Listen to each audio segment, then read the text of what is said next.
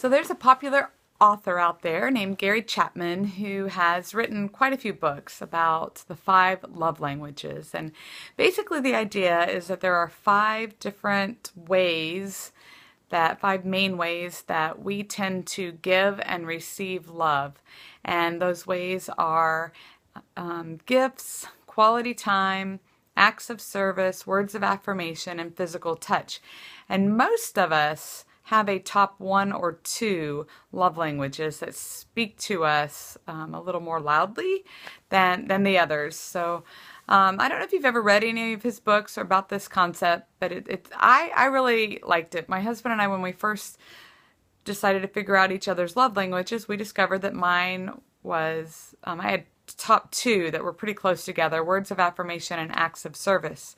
So in other words, if you clean the kitchen for me when it's my turn to clean it, then I feel loved. That goes a long way toward making me feel loved. Words of affirmation, same thing for me. I will keep doing what I'm doing because you've just given me words of affirmation, and I feel loved. So my husband's was physical touch, and that was number 5 for me. And so we realized that I needed to be a little more proactive in initiating physical contact. So if we were taking a walk in the neighborhood or in the mall, then I would be the one to reach out and grab his hand or put my arm around him. And if we're going to watch a movie at the house, that I would choose to sit right beside him and initiate that physical contact.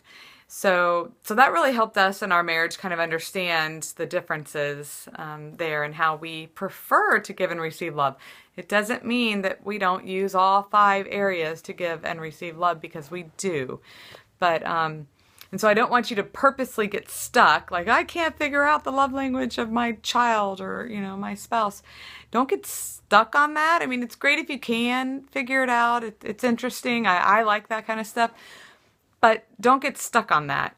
But do get stuck on purposely showing love in those 5 ways. So all 5 ways. So what are you doing to purposely show love to your child or to your husband or to your wife in each of those areas this week? And that's something I just want you to focus on this week.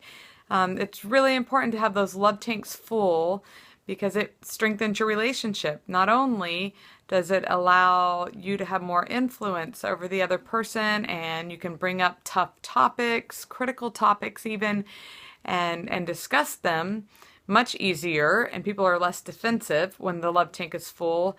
But it strengthens your ties, it strengthens your relationship, so that when storms come and serious situations arise that you might not be expecting, then your relationship can withstand that storm, because you have purposely built up the love tank. The person in your life feels loved by you. So anyway, work on that this week. Remember, let me see if I can go through them again. They are gifts, quality time, acts of service, words of affirmation, and physical touch. So work on that this week.